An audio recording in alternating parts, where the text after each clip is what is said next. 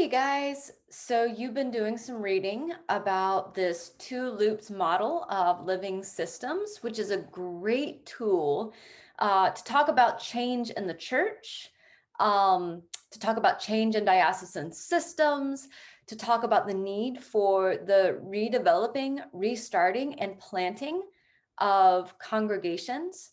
And in this video, we're actually going to walk through this exercise. I'm going to really invite you to participate wholeheartedly in it. Um, as we walk through, so I invite you to be a participant, first of all, of course, but you also might put some thought to your home context, whatever role it is that you play um, in your church, in your diocese. If you are bivocational, maybe even in your other career, your original career path, you can think about your family system as well. I have used the two loops in a bunch of different churchy kinds of contexts.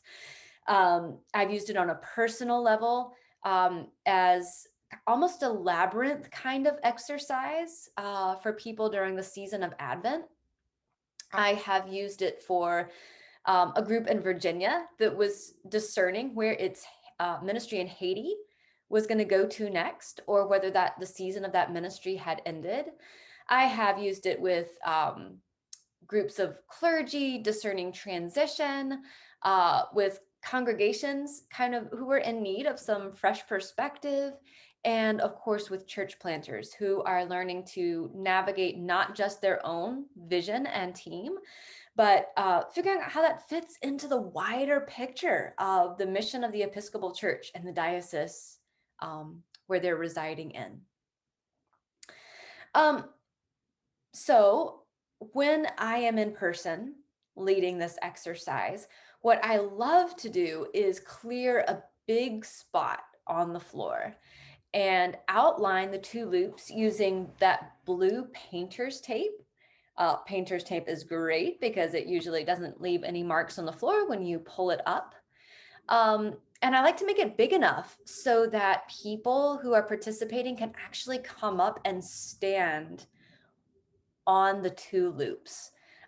There's just something really powerful about physically locating yourself and moving with your body in order to locate yourself in that space.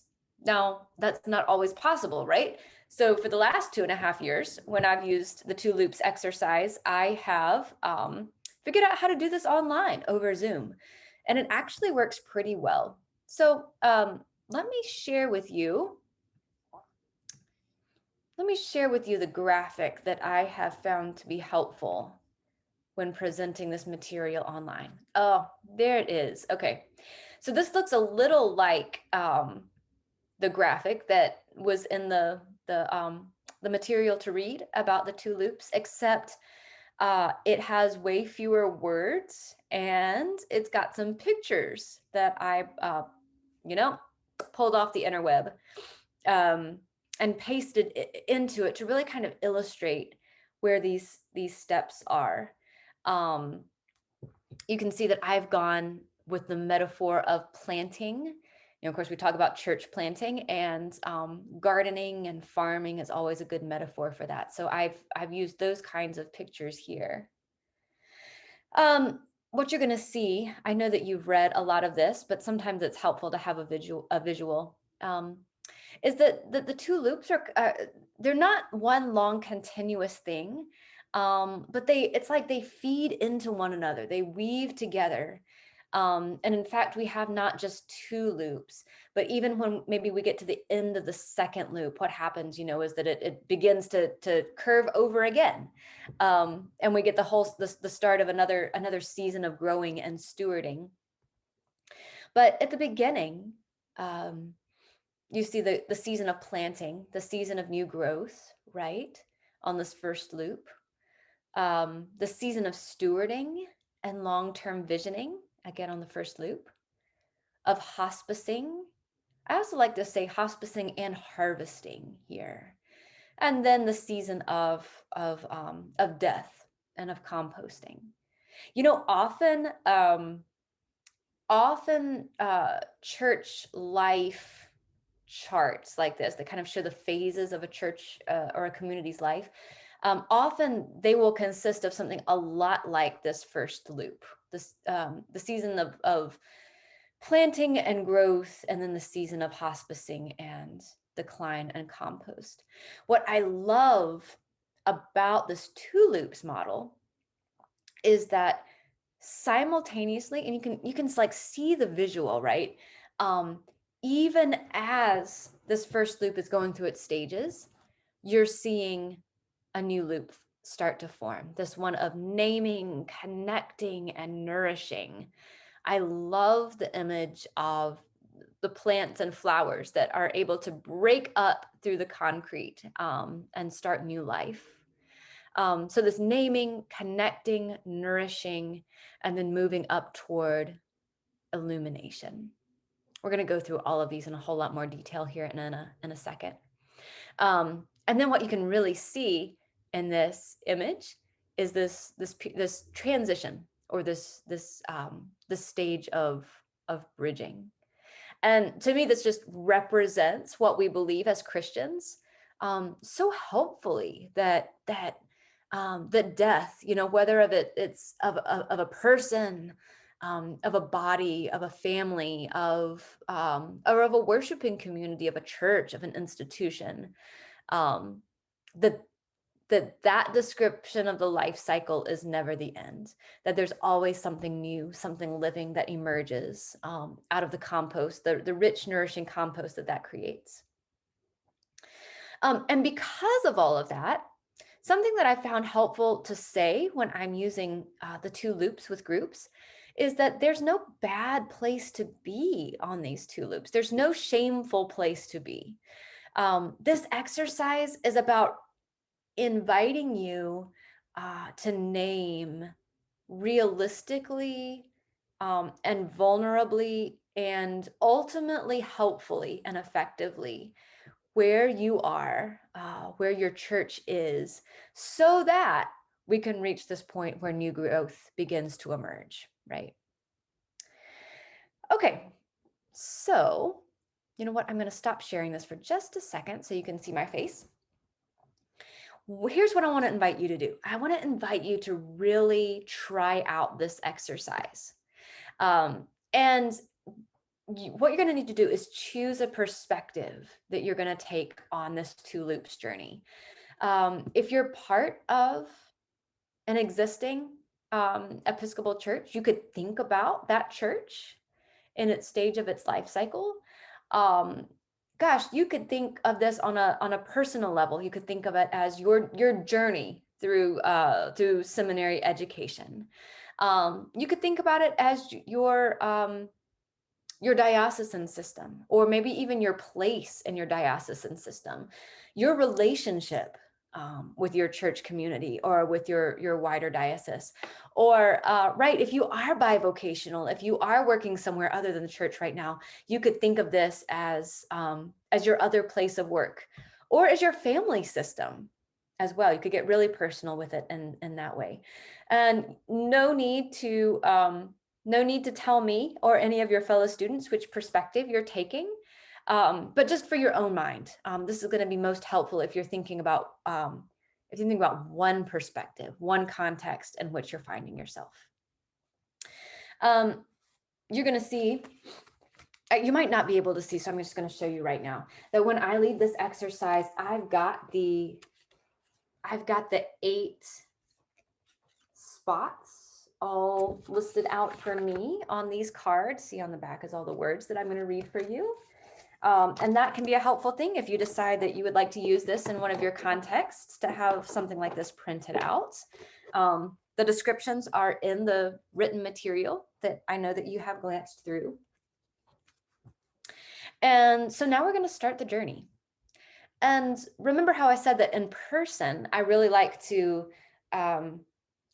create the two loops sort of tangibly on the floor in the painter's tape.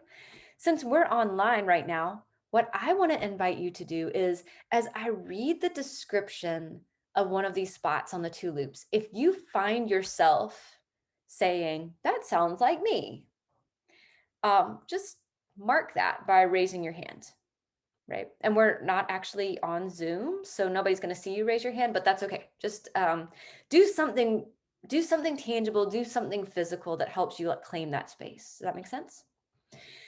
And then the other thing is people always tend to want to hear all 8 descriptions of the points on the 2 loops before they raise their hand, right? I want to hear all the options before I raise my hand. There is no need to do that. In fact, please don't do that. If you hear a description on the 2 loops of a place that seems to match up where you're finding yourself today, just go ahead and raise your hand. We're not holding you to it. You don't have to stay with that point. If you hear a better and more relevant spot along the journey, raise your hand again. All right, I'm going to screen share again, and let's get started.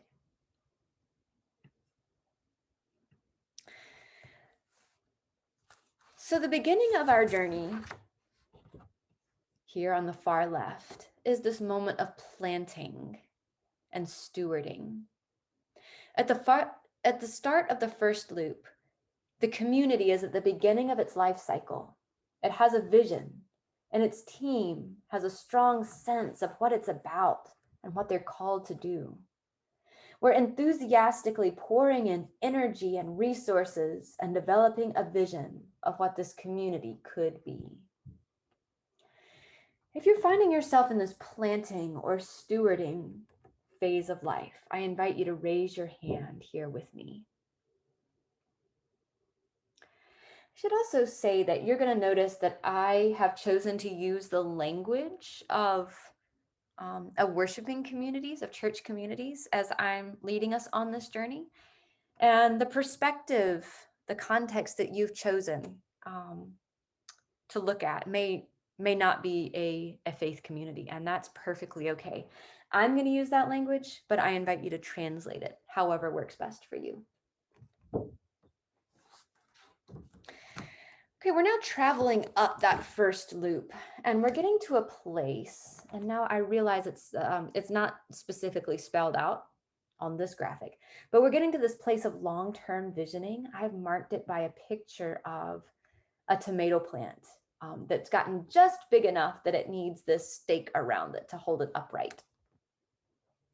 In this phase of the journey, things are going well. The ministry leaders are celebrating achievements and also realizing that times and situations change. It's the moment to look back at what has and hasn't worked, rediscover creativity, and reevaluate where to steer the community next. This work is now being done from a place of strength. If you find yourself in this long-term visioning stage, I invite you to raise your hand here with me.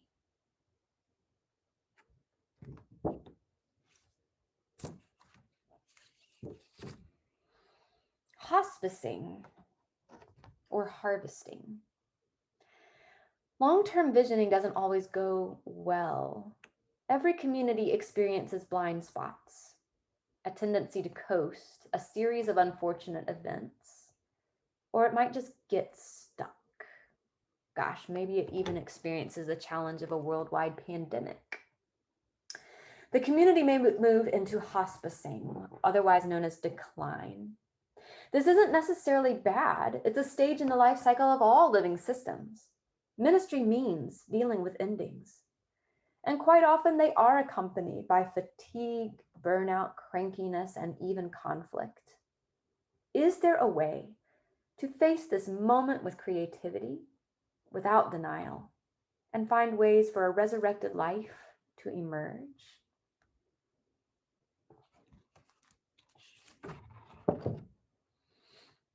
And then the final stage of the first loop, composting.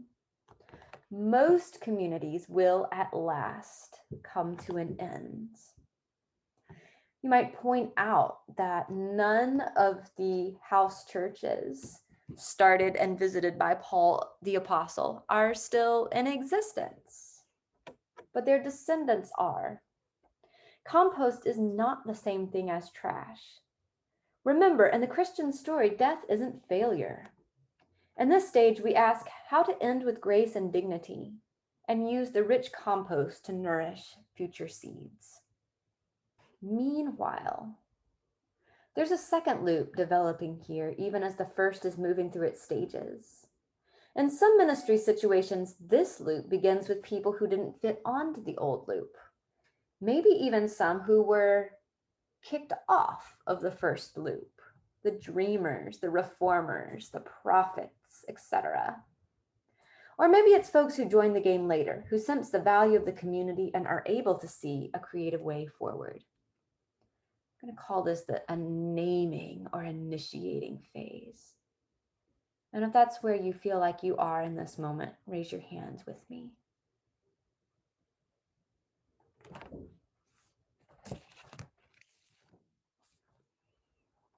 Next, connecting and nourishing. We'll make this one spot here. Connecting and nourishing.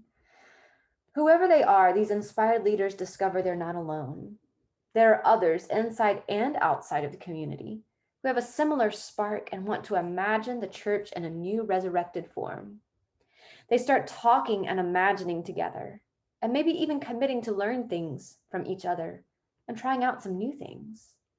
They covenant not to fear the inevitable failure of some experiments.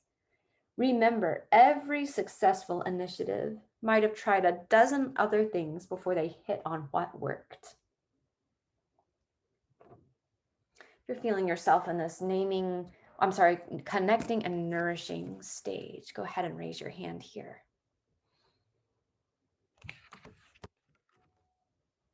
And then illuminating. The energy and creativity coalesces and folks begin to realize that this is the new way to go. The second loop no longer feels like just a dream. It's been revealed by the Spirit as a faithful path forward. It's illuminating. If you feel you might be in this illuminating stage, raise your hand. Okay, so here's where it gets pretty interesting. Not everything has to die or become compost from the old system to the new. And we can actually draw a bridge between the phase of hospicing and of illuminating. Or really, you could make this bridge go in a lot of different directions from the first loop to the second. But there is a point where people who are still in the older system or the first loop system can see a new future and are invited to walk across a bridge to join the ministry in its resurrected form. Of course, there's still discernment here. Is the new thing really what God is calling them to, or simply a quick fix? Also, this bridge may or may not be completely solid. For some, it might feel a little more like a tightrope than like a bridge. If you're finding yourself in this transition or bridging phase, go ahead and claim it by raising your hand. Good. So, as you have in your mind where you may find yourself in these two loops, I have a few questions for you. And just so you can see me, let me stop sharing here. There we go. So my first question is, if you were to pull out your smartphone and you were to get on the weather app, right? From where you find yourself on these two loops, what is the weather like? If you were to use that as a metaphor, what is the weather like? That can be a helpful question if you ever use this as an exercise in any context, because it helps people get away from the idea that there's a right and wrong place to be on these two loops, and more towards the idea that that it matters. It matters how it feels. It matters how the weather is like in each of these places, and the weather may feel different for different people, even if they're imagining the same kind of ministry context. There may be people who are more joyful about that place on the two loops, and there may be people who are a little more anxious about it. So that's one question. Another is, as you have located yourself on one of these two loops, if you looked ahead, what are you able to see in front of you? What are you able to see about the future in front of you? And what might be hidden from sight? And then I would ask you the opposite question as well. If you were to turn around from where you are on these two loops and look backwards, what are you able to see? What are you able to remember? And what is obscured? What are you not able to see, not able to remember? And then I might ask you a question like, in 6 months' time, where would you like to be on these two loops? Where would you like your new community to be? Where would you like your parish to be? Where would you like your career to be, or your experience as a student to be on these two loops? That's always an interesting question. If you ask people just straight out, where do you want to be, without qualifying something like in 6 months' time or in a year's time, everybody wants to be in the second loop and that illuminating or even bridging phase. So if you make it kind of time specific, where do we really need to be in the foreseeable future? You start to get some really interesting answers, right? Like kind of the reality and vulnerability of ministries that actually need to be nearing the end of their life cycle, or of church planters who find themselves naming and initiating something new, but know it's going to be years away before that church plant is fully realized and illuminated. And so in 6 months, they're really more hoping to be introduced to other people who are thinking about mission and thinking about starting something new. And so in 6 months, they're hoping to be in this connecting and a nourishing place of being. So I hope that this is a helpful tool for you.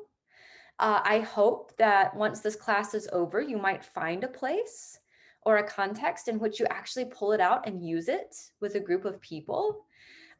Because I think it's by doing that and seeing how real life people responds to you and to your leadership, and this kind of a leadership tool that is kind of physical, that is kind of playful, that demands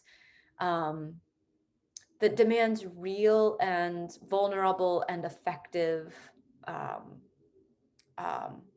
interaction, that we start to see how it might be helpful for the renewing of our churches, to encourage imagination in our Episcopal diocese, and it might help you to get the support that you need to start a new church from scratch.